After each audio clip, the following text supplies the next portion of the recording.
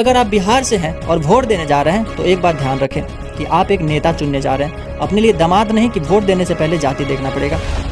क्योंकि एक समय था जब चाइना, कोरिया, जापान, तिब्बत और ग्रीक जैसे देशों से स्टूडेंट बिहार में पढ़ने के लिए आते थे। सबसे बड़ा घोटाला था चारा घोटाला, जिसमें कुल मिलाकर करीब 940 करोड़ का स्कैम हुआ था।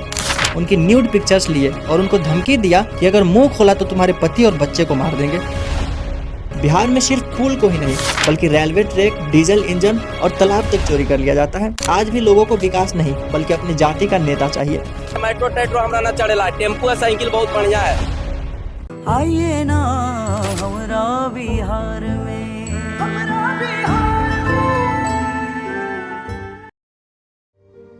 बिहार एक ऐसा राज्य जो कभी भारत में सबसे ज्यादा समृद्ध और सबसे ज्यादा पावरफुल हुआ करता था, आज वही बिहार एक मजदूर फैक्ट्री बन के रह गया है। आज भी बिहार का प्रति व्यक्ति आय मात्र 36,333 रुपया है। यानी बिहार के लोग आज भी महीने के करीब 3,000 रुपये ही अर्न कर पाते हैं। बिहार के लोग आपको देश के हर कोने में उस छोटे से छोटे काम को करते हुए मिल जाएंगे जो आप सोच सकते हो, जैसे मजदूरी करना, ऑटो चलाना, लोगों की गाड़ियां साफ करना और उन्हीं लोगों से गालियां सुनना।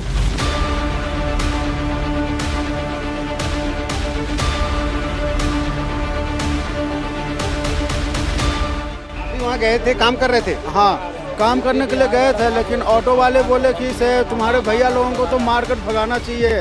वो ऑटो पर से उतार दिया आधे रास्ते में। आखिर क्यों बिहार इतना बदनाम हो गया कि बिहारी शब्द गाली बन गया? बिहार के लोग किसी अदर स्टेट में पढ़ने या किसी अन्य काम को करने के लिए जाते हैं तो कई बार उन्हें अपना पहचान छुपाना पड़ता है कि कहीं बिहारी जानकर कोई उनका मजाक न उड़ा दे। कभी उन पे लोकल्स का जॉब छीनने का आरोप लगता है तो कभी उनकी भाषा न बोलने पर उनको पीट दिया जाता है। लोग समझ क्या लिया है, हिंदी वाला हमको मार देगा। तो सब लोग आते हैं, गाली देते हैं, हिंदी वालों के साथ खेलते हैं और हम हिंदी वाले सबको खाना खिलाते हैं और ये लोग मारेगा हम लोगों को। हमको माँ बहन को गाली देकर गया है लोग। हिंदी वाला क्या गाली है क्या यहाँ पे? बिहार से क्यों? बिहार में खाने पीने को मिलता नहीं है? क्यों महाराष्ट्र में आए हो? बाहर जाके इंसल्टी होता है बिहारी लोग का। हर स्टेट में जाइए तो बिहारी को एकदम नीचे स्तर से देखा जाता है। तो क्या हम बिहारी आदमी नहीं है बाहर के लिए, है ना? लेकिन इस सब का जिम्मेवार कौन है? क्यों बिहार आज भी बीमारू राज्य से बाहर नहीं निकल पाया? चलिए समझते हैं।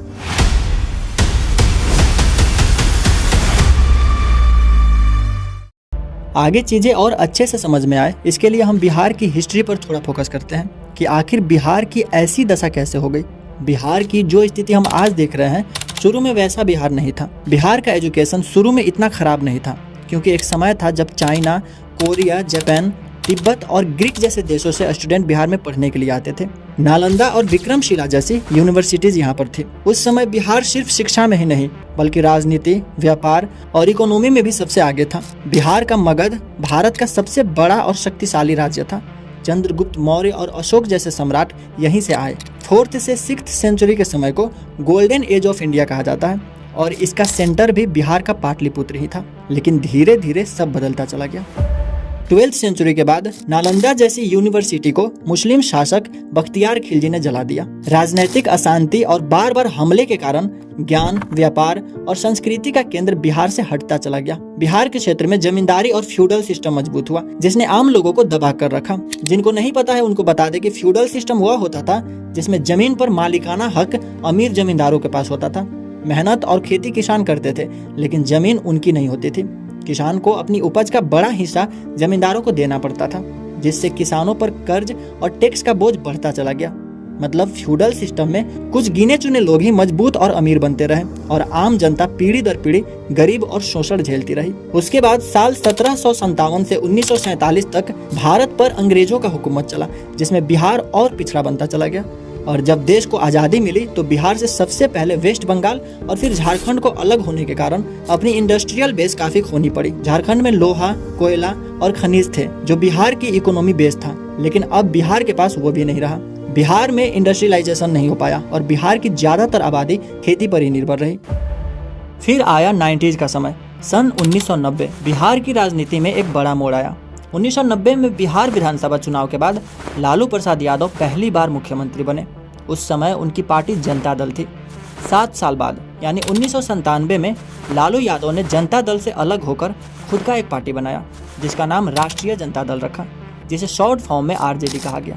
1997 से 2005 तक बिहार में आरजेडी की ही सरकार रही। पहले लालू प्रसाद यादव और फिर उनकी पत्नी राबड़ी देवी मुख्यमंत्री रही। अब उन्होंने अपनी पत्नी को क्यों मुख्यमंत्री बना दिया आगे चल के, इसके पीछे भी एक बड़ा कारण था, लेकिन उसको हम इस वीडियो में कवर नहीं करेंगे क्योंकि वो एक अलग टॉपिक है। यानी कुल मिलाकर आरजेडी का शासन लगभग 15 साल तक चला और इस समय पीरियड में बिहार की दशा और बद से बदतर हो गई और बाद में इसी दौर को कई लोग जंगल राज कहने लगे। यानी इस 15 साल का बिहार के पिछड़ेपन के लिए एक अलग ही रोल है।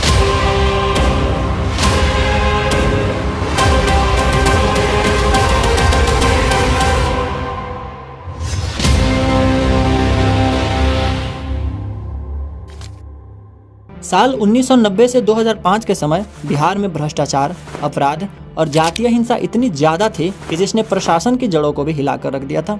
सबसे बड़ा घोटाला था चारा घोटाला, जिसमें कुल मिलाकर करीब 940 करोड़ का स्कैम हुआ था। यह पैसा बिहार के एनिमल हस्बेंड्री डिपार्टमेंट से फर्जी बिलों, नकली पशुओं और चारे की सप्लाई के नाम पर निकाला गया था, जिसके लिए सीबीआई जांच और अदालतों ने खुद लालू प्रसाद यादव को दोषी ठहराया और उन्हें जेल भी जाना पड़ा। 90 के दशक में किडनैपिंग बिहार की पहचान बन गई थी। टाइम मैगजीन की एक रिपोर्ट बताती है कि 1992 से 2001 के बीच किडनैपिंग के 24,338 मामले दर्ज किए गए। यानी उस समय औसतन एक दिन में करीब 6 से ज्यादा लोग किडनैप हो जाते थे और ये वो आंकड़े हैं जो सामने आते थे, नहीं तो अंदर ही अंदर और भी ज्यादा किडनैपिंग होती थी, क्योंकि अधिकारी मानते हैं कि असली आंकड़ा इससे 10 गुना ज्यादा हो सकता है। इसमें व्यापारी, डॉक्टर, यहाँ तक कि छात्र को भी किडनैप कर लिया जाता था। टाइम मैगजीन की इस रिपोर्ट में यह भी उल्लेख है कि कुछ किडनैपर्स स्थानीय नेताओं के घरों में छिपे हुए पाए गए थे और कुछ मामलों में विधायक या राजनीति से जुड़े हुए लोगों का नाम भी इस तरह की गतिविधियों से जुड़ा गया है। जैसे इस रिपोर्ट में चंपारण जिले का एक घटना का एग्जाम्पल लिया गया है, जिसमें एक व्यक्ति को 5 दिनों तक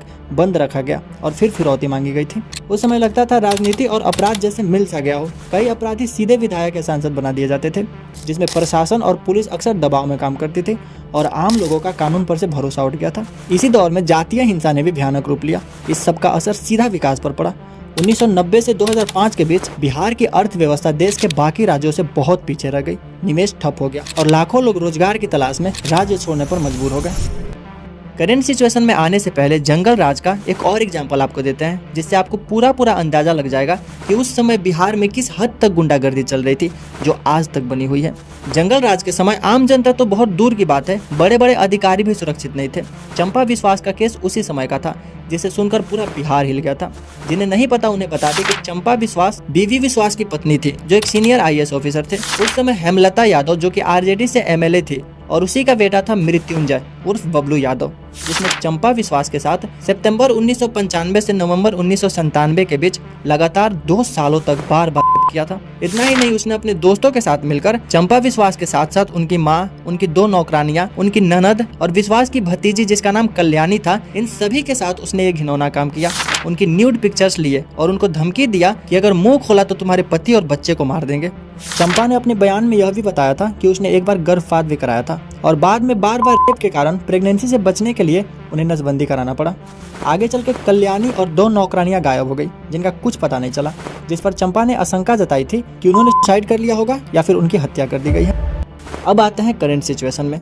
तो जिस समय इस वीडियो की स्क्रिप्ट लिखी जा रही है, उस समय तक यानी सितंबर 2025 तक नीतीश कुमार बिहार के मुख्यमंत्री हैं और पिछले 20 सालों से यानी 2005 से अभी 2025 तक नीतीश कुमार का ही सरकार बिहार में चला आ रहा है। नीतीश कुमार के आने के बाद बिहार में काफी बदलाव देखने को मिले। उन्होंने रोड और इलेक्ट्रिसिटी पे काफी सुधार किया। एजुकेशन में गर्ल्स के लिए फ्री साइकिल दिए, जिससे लड़कियों की स्कूली शिक्षा में एनरोलमेंट तेजी से बढ़ा। इस तरह की और भी कई अच्छे काम नीतीश कुमार ने किया, लेकिन बिहार के लिए उतना पर्याप्त नहीं था। औद्योगिक निवेश, रोजगार और भ्रष्टाचार की समस्याएं अब भी बिहार में वैसे ही बनी हुई है। आज भी बिहार में गरीबी इतनी ज्यादा है कि लोगों को अपना घर छोड़कर दूसरे राज्य में काम करने जाना पड़ता है। उन्हें 10 से 12 हजार की तनख्वाह में पूरे दिन खटना पड़ता है। आज भी बिहार में कई सारे ऐसे लोग हैं जो अपनी कमाई से अपने बच्चों को पढ़ा भी नहीं सकते हैं और बच्चों को बीच में पढ़ाई छोड़ना पड़ता है। बिहार इकोनॉमिक सर्वे 2024 से 25 में लिखा है कि बिहार का 26.31% यानी हर चौथा बच्चा क्लास 9 से 12th के बीच पढ़ाई छोड़ देता है। और इसका सबसे बड़ा वजह होता है फाइनेंशियल प्रॉब्लम, जॉब की जरूरत और स्कूल रिलेटेड खर्चे। इसके थोड़ा और अंदर जाते हैं तो बिहार में लगभग 9% बच्चे प्राइमरी स्कूल यानी क्लास 1 से क्लास 5 के बीच पढ़ाई छोड़ देते हैं। ऑल ओवर इंडिया में भी ऐसा देखने को मिलता है, लेकिन ऑल ओवर इंडिया में ये आंकड़ा 1 से 2% है, जो कि बिहार से काफी कम है। बिहार में जैसे जैसे स्टूडेंट ऊपर की ओर क्लास में जाते हैं, वैसे वैसे स्कूल ड्रॉप आउट रेट बहुत ज्यादा बढ़ता चला जाता है। 1.25% बच्चे मिडिल स्कूल में पढ़ाई छोड़ देते हैं और सबसे ज्यादा सेकेंडरी स्कूल, जैसा कि मैंने बताया 26.31% बच्चे क्लास 9 से 12th के बीच पढ़ाई छोड़ देते हैं। सरकार हमसे फ्री एजुकेशन की वादा करती है, लेकिन बिहार में लोग अभी भी अपने बच्चों को पढ़ाने के लिए सक्षम नहीं है। सरकारी स्कूल्स उतने बेहतर नहीं है कि बच्चे वहां पर पढ़ सके। सरकारी स्कूल्स के लिए बिहार में सरकार इतना लापरवाह है कि उन स्कूलों की मरम्मत भी सही समय पर नहीं की जाती है। जैसे इस न्यूज में देखिए, बिहार के समस्तीपुर में सरकारी स्कूल की दीवार और लोहे का गेट गिर गया, जिसकी वजह से 8 साल की लड़की की मौत हो गई। वैसे ही पटना के फतुहा में स्कूल के छत का भाग गिर गया, जिससे 4 छात्र घायल हो गए। इस तरह की और भी कई सारे न्यूज हैं, जिसे इस वीडियो में कवर करना पॉसिबल नहीं है। में है धपड़ी धर्मपुर, ये प्रखंड हवेली खड़गपुर में पड़ता है। आप इसका बाहर से पहले देखिए इस तरह बिल्डिंग, ये पता नहीं कितना 100 साल पुराना है। अंग्रेजी शायद बनवा के इस स्कूल को गया है। शौचालय का स्थिति आप देख लीजिए इधर। यहाँ पे अभी सर बताएं कि मात्र 3 टीचर है, और यह है पानी का व्यवस्था। हो सकता है कि इधर जल देवता इधर से प्रकट होंगे और पानी यहाँ पे आएगा। इससे पता चलता है कि सरकारी स्कूल की क्या हालत है बिहार में। क्या आप अपने बच्चे को किसी ऐसे स्कूल में भेजना चाहोगे जिस स्कूल की छत कभी भी गिर सकती है? इसके साथ वहाँ पे पढ़ाई भी उतनी बेहतर नहीं होती है कि सरकारी स्कूल में पढ़कर कोई बच्चा कोई एग्जाम क्लियर कर ले। सरकारी टीचर जब मन तब स्कूल की छुट्टी कर देते हैं। अभी टाइम कितना हो रहा है? अभी तो लगभग 1:45 के आसपास। 2 से ज्यादा हो गया है। तो बच्चे को तो हम लोग 15 अरे आपके बच्चे बाहर निकल के घूम रहे हैं, लोग कदम पे देख रहे हैं कि नहीं? आप टाइम निकालिए, मोबाइल निकालिए। हम क्या देखें? हम तो आधा घंटा पहले बच्चे को भेजे। आप मोबाइल निकालिए ना महाराज। क्या मोबाइल निकाले? घुसाइए नहीं, मोबाइल निकालिए, टाइम दिखाइए। आप हम लोग को टाइम समझाइएगा। अरे 12:30 हम लोग तो आधा घंटा पहले बच्चे को हमारे यहाँ कहीं तक रहेगा गैदरिंग, एकदम बाहर गैदरिंग का वीडियो आपको दिखा रहे हैं। वीडियो दिखाइएगा। चलिए अभी टाइम देखिए, टाइम देखिए। अरे सुनिए टाइम देखिए, टाइम देखिए। मैं आदमी बना, हम हाँ बोलिए। प्रेम मोहब्बत में कोनो बात समझाते हैं, सुनिए ना, करे रखते हैं। अरे पूछो क्या पूछे आपसे? पहले हमसे आज भी बिहार में क्राइम आम बात बनी हुई है। छोटी छोटी बातों पे लोग फायरिंग कर देते हैं। जैसे नालंदा डिस्ट्रिक्ट में 2 बच्चों के झगड़े में बच्चों के परिवार वाले एक दूसरे पर टूट पड़े और बात फायरिंग तक पहुंच गई, जिसमें 2 लोगों की मौत भी हो गई। इससे बिहार के लोगों की मेंटलिटी का भी पता चलता है कि यहाँ के लोगों की मेंटलिटी कैसी है कि बच्चों की लड़ाई में फायरिंग शुरू कर देते हैं। बिहार को पिछड़ा राज्य बनाने में वहाँ की लोगों की मेंटलिटी भी काफी अहम भूमिका निभाती है, जिस पे हम आएंगे आगे वीडियो में। लेकिन उससे पहले देखते हैं कि बिहार में भ्रष्टाचार किस लेवल पर बढ़ चुका है। बिहार में छोटे से लेकर बड़े अधिकारी सब भ्रष्ट हो चुके हैं। जैसे बिहार में महिला रोजगार योजना चलाया गया था, जिसका उद्देश्य था महिलाओं को स्वरोजगार प्रदान करना, लेकिन उन महिलाओं से भी पंजीकरण के नाम पर 500-500 रुपए की अवैध वसूली की गई। बेगूसराय में एक अंचल अधिकारी और डेटा ऑपरेटर 2 लाख की रिश्वत लेते हुए रंगे हाथों पकड़े गए। वेस्ट चंपारण के डीईओ रजनीकांत प्रवीण के घर 1.5 करोड़ से अधिक कैश जब्त किए गए। इस तरह के कई सारे मामले रोज सामने आ रहे हैं, जिस पर विजिलेंस ब्यूरो ने एक रिपोर्ट जारी किया था, जिसमें 2025 की पहली 5 महीने में हुए कुल भ्रष्टाचार को दिखाया गया था, जिसमें 38 मामले दर्ज किए गए, जिसमें 31 रिश्वत लेने, 4 अधिक संपत्ति और 3 मामले ऐसे थे जिसमें किसी अधिकारी ने अपने पद का दुरुपयोग किया था। भ्रष्टाचारी सिर्फ यहीं तक नहीं है। जब कोई प्रोजेक्ट बिहार में बनने के लिए आता है, जैसे रोड, पुल इत्यादि, तो उसमें भी प्रोजेक्ट में पैसा लगाने से पहले नेता, मंत्री और ठेकेदार तक सब अपना जेब भरने में लग जाते हैं, जिसका नतीजा ये होता है कि अच्छे मटेरियल्स यूज नहीं होने के कारण सड़क या पुल बहुत जल्दी टूट जाते हैं। आप विश्वास नहीं करोगे, बिहार में सिर्फ 17 दिनों के अंदर 12 पुल गिर गए। वैसे ही 15 दिनों के अंदर 10 पुल गिर गए और सिर्फ 13 दिनों के अंदर 6 पुल गिर गए। इन सभी में कुछ नए थे, कुछ पुराने थे, लेकिन हद तो तब हो जाती है जब पुल अंडर कंस्ट्रक्शन में गिर जाता है, यानी पुल अभी बनकर तैयार भी नहीं हुआ कि तब तक गिर गया। जैसे यहाँ देखिए, सिर्फ 9 दिनों के अंदर 5 ऐसे पुल गिर गए जो अभी बने भी नहीं थे।